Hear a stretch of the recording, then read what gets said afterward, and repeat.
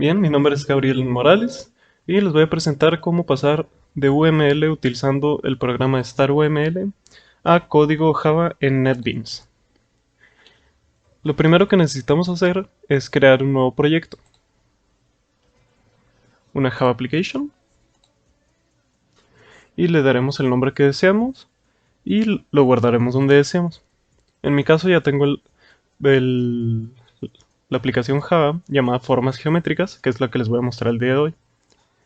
Recuerden saber dónde guardaron el programa porque lo necesitaremos más adelante.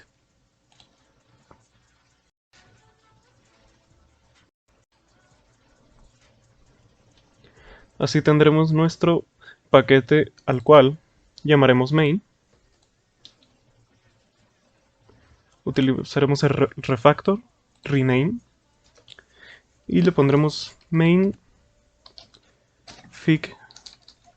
Es cierto, olviden que NetBeans no acepta espacios y diferencia entre mayúsculas, así que le pondremos main-fig geo de figuras geométricas. Le damos a refactor y aquí tenemos que cambiar el nombre.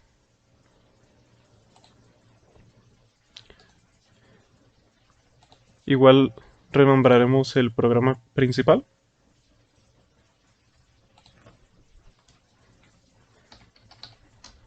Le pondremos main sin más. Una vez que tengamos eso, nos volvemos a nuestro programa StarUML, en el cual pueden ya tener o no tener el UML creado. En mi caso ya lo tengo creado. ¿Cómo se hizo esto? Bueno, básicamente aquí a la izquierda tenemos el botón para agregar una clase, le damos clic, la ponemos en donde queramos y la nombramos, por ejemplo, círculo. Después, aquí a la derecha de nuestra clase nos aparecen un montón de botones, pero los que nos interesan son los primeros dos. El primero es para añadir un atributo, en este caso un círculo tiene un radio, por ejemplo, y para dar el... Ah, cierto, muy importante, bueno, no muy importante, pero es recomendable empezar los atributos con letra mayúscula y ponerlo en privado. Después, tenemos nuestro radio, pero el radio, ¿cómo se mide? Es un string, un int, un float, es un entero, un decimal, un texto. Pues en nuestro caso lo vamos a utilizar como float, que es el que acepta decimales. Utilizamos los dos puntos y luego ponemos nuestro tipo de dato. Enter. Después volvemos a dar doble clic y, por ejemplo, el segundo botón es para añadir métodos. En nuestro caso, por ejemplo, queremos obtener el perímetro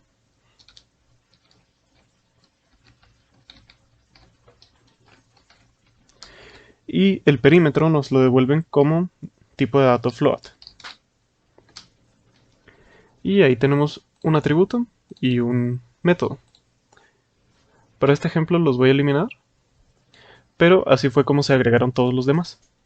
Aquí, por ejemplo, en nuestras funciones, eh, lo que va en el paréntesis es lo que pide el método. En este caso, para el cuadrilátero, si vamos a calcular el perímetro y área de un cuadrado, solo necesitamos el dato de un solo lado. Entonces dentro escribimos el nombre de nuestra variable, en mi caso lado 1, los dos puntos para definir su tipo de dato y luego el tipo de dato. El int de aquí lo pone automático, no es necesario que lo pongan. Y damos enter. Bien, una vez tengamos nuestro UML creado, en este programa por lo menos nos vamos a Tools. Eso sí, tienen que tener una extensión ya instalada llamada Java, en el caso de StarUML. Rebel también ayuda, pero no es necesario. Entonces, una vez instalada la extensión, nos vamos aquí en nuestra opción donde dice Java, generar código o generate code. Seleccionamos model y OK. Luego aquí volvemos a... Bueno, perdón. Aquí nos piden dónde vamos a guardar el código, que es por eso esto que les decía, que tuvieran muy en cuenta dónde guardaron su proyecto de NetBeans. En mi caso está en mi carpeta de programación orientada a objetos, formas geométricas. Aquí es donde nos aparecen todas las carpetas que generan NetBeans y nos vamos a la que dice src, que se refiere a source. Aquí es donde tendremos ya nuestros packages, en el cual vamos a seleccionar la carpeta src y ahí nos debería crear esta carpeta que yo ya tengo con el nombre que nosotros le demos.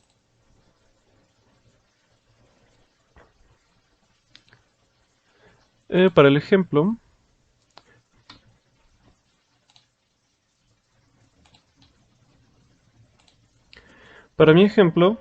está en la carpeta predeterminada de NetBeans, en documentos NetBeans Projects. Aquí está nuestra Java Application 3 que creamos al principio del video. Aquí está Java Application 3. Tenemos nuestros source packages y queremos buscar el paquete. Bueno, perdón. Queremos crear otro paquete en source packages, por lo cual seleccionamos la carpeta src y listo. Nos debería de haber creado nuestro paquete en NetBeans. Aquí lo tenemos en Source Packages. Nos generó el Package Model, que es aquí donde tenemos nuestro círculo, cuadrilátero y triángulo.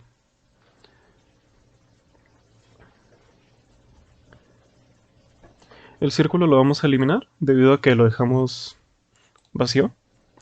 Y tenemos nuestro cuadrilátero y triángulo. Después, para no perder como los teníamos inicialmente, vamos a crear otro paquete aquí en Source Packages y le vamos a poner clases y vamos a ponerle formas para no confundirnos. Después, ¿qué es lo que vamos a hacer? Podemos presionar control y dar clic en ambos o seleccionarlos uno por uno, pero así seleccionamos ambos para poder copiar los dos al mismo tiempo. Clic derecho, copy y después... Oh, perdón, creo que tenía seleccionado el clases formas, así que otra vez, control, dos clics a cada uno. Después copy, nos vamos ahora sí a clases formas, el package que creamos antes para las clases, y le vamos a dar pegar. Aquí, y muy importante, hay que darle en refactor copy, o si no nos copiará simplemente los archivos vacíos. Vamos a refactor. Y listo. Aquí se agregan los import de manera automática, ya que vienen de el package model, pero ahora están en el package clases formas. Así es como nos aparecería al principio nuestro constructor predeterminado de triángulo, y aquí tenemos nuestros otros dos constructores que tenemos que llenar. Además, perdón, este es el tercer también constructor, y aquí están los constructores de perímetro y área, bueno, los getters para perímetro y para área. En mi caso ya los tengo terminados, así que voy a cerrar estos archivos de aquí arriba junto con el main y les voy a mostrar el producto ya final, que es el que tengo aquí de formas geométricas. Bien, aquí estamos con cómo quedarían inicialmente, que ya se los mostré antes, y qué es lo que vamos a hacer.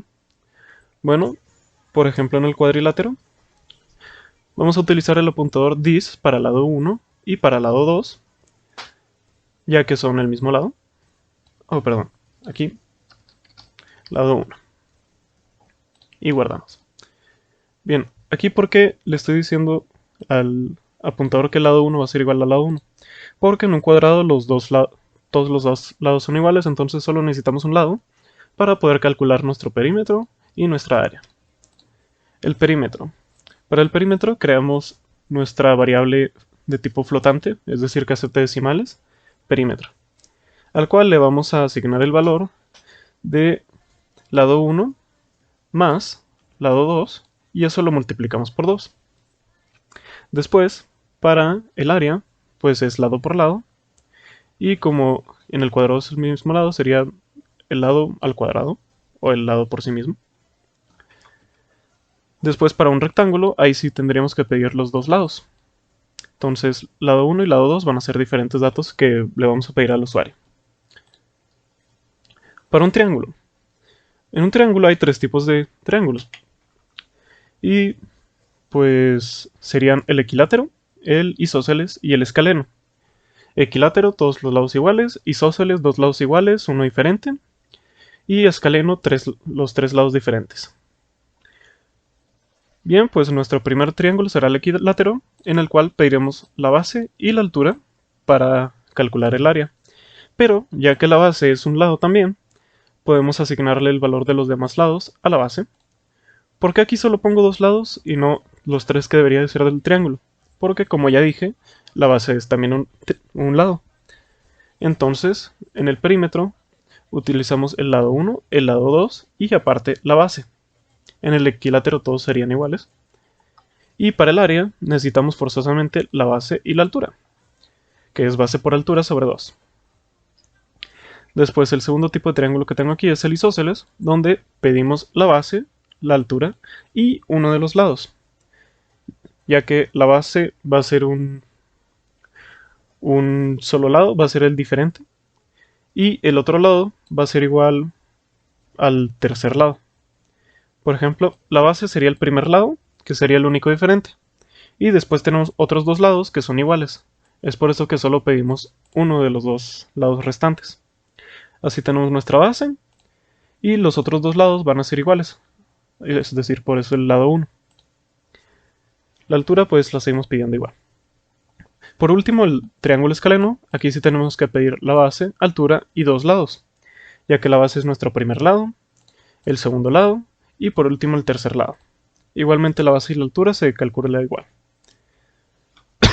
Perdón. Bien, ya que tenemos configurados nuestros constructores y nuestros getters de perímetro y área, ahora sí podemos proceder al programa principal, en el cual vamos a importar el package, en donde tenemos nuestras clases de triángulo y cuadrilátero, que en mi caso es formas geoclases, y en el caso del ejemplo que mostré antes sería clases formas. Recuerden que donde pusimos el model, aquí tengo punto model, donde es el model, eso es como venía del UML original. En formas geoclases o en clases formas es donde guardamos ya las clases modificadas. Entonces importamos el paquete donde tenemos nuestro triángulo y cuadrilátero y el javautil.scanner. ¿Para qué el escáner? Para pedir datos al usuario. Empezamos nuestro programa con la clase pública formas geométricas y empezamos nuestro programa aquí. Declaramos primero nuestras variables de perímetro y área y declaramos los nuevos objetos de cuadrilátero como C y de triángulo como T. Después de ello los inicializamos en ceros, por eso no tienen nada dentro del paréntesis, y ponemos unos cuantos mensajes a nuestro usuario para seleccionar una opción. En mi caso dividí las opciones en cuadriláteros, que serían el cuadrado y el rectángulo, 1, 2, y luego los triángulos como 3, 4 y 5 para equilátero, isósceles y escaleno. Después de ello, inicializamos un nuevo escáner, al cual le llamaremos entrada, e inicializamos una variable llamada opción, con la cual registraremos la opción del usuario. Después, como un recordatorio, en nuestras clases pedimos, por ejemplo en el triángulo, dos valores seguidos, por lo cual vamos a tener que ingresar dos valores, bueno, un valor, damos enter para que lo registre, otro valor y volvemos a dar enter. Eso lo veremos más adelante en la consola. Bien, en mi caso utilicé un switch para utilizar la opción que nos dé el usuario. Pueden hacerlo con if-else también, pero en este ejemplo será con switch. Bien, para el caso 1 es el caso del cuadrado. En todos puse una salida para dar a conocer que esa es la opción que eligió. Por ejemplo, quizás ingresamos el 1 en lugar del 2. Entonces aquí ya te das cuenta que, oh no, ingresé la opción del cuadrado y podemos reiniciar. En fin, para el cuadrilátero, para el cuadrado, en la clase cuadrilátero, solo pedimos un valor, el lado 1. Por lo cual, nuestro objeto C, que es el nuevo cuadrilátero, le daremos una entrada de tipo float. ¿Por qué? Para que acepte decimales. Pero solo será un solo valor. Después, por ejemplo, en el rectángulo, en nuestra clase cuadrilátero, necesitamos que ingrese dos valores.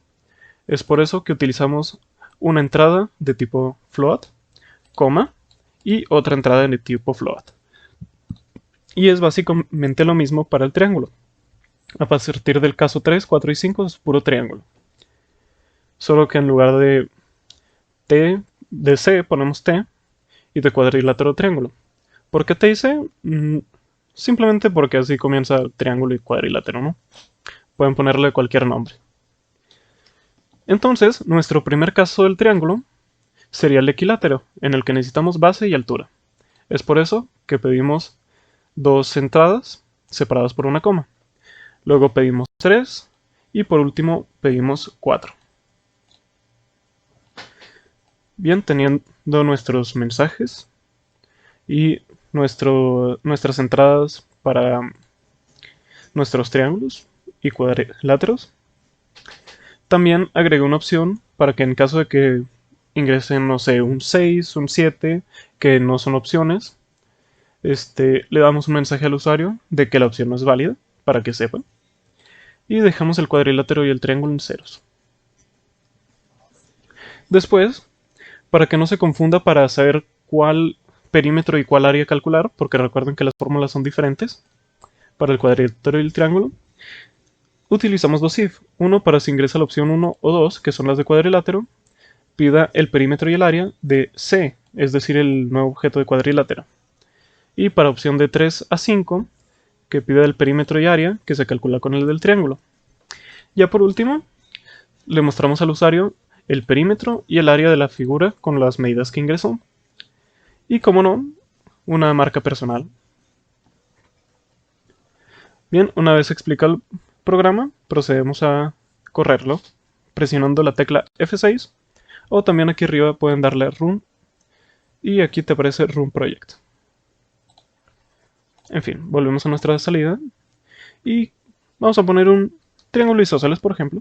Es la opción 4, aquí nos lo dice, 4 es isósceles. Ingresamos un 4 y damos Enter. Después, hay que recordar, es ingresar un valor, luego presionar la tecla Enter, otro valor, Enter, y así sucesivamente. Para el triángulo isósceles, nos pide el valor de la base, la altura y uno de los lados iguales. Muy importante, hay que hacerlo en ese orden.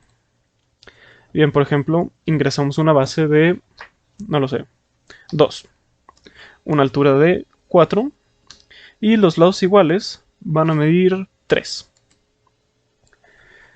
Entonces tenemos base, altura, 2, 4. Recuerden que el área es base por altura sobre 2. Entonces 2 por 4, 8 entre 2 nos da 4. Después, el perímetro sería la base más 2 de los lados, porque son lados iguales. Entonces 3 más 3 por los lados iguales, 6, más el 2, 8. Y tenemos aquí que el perímetro es 8. Aquí agregamos las unidades y unidades cuadradas porque sí, ¿por qué no? Y por último nuestra marca personal de quien lo ha creado. Y así es que convertimos un diagrama UML utilizando el programa StarUML a código en NetBeans.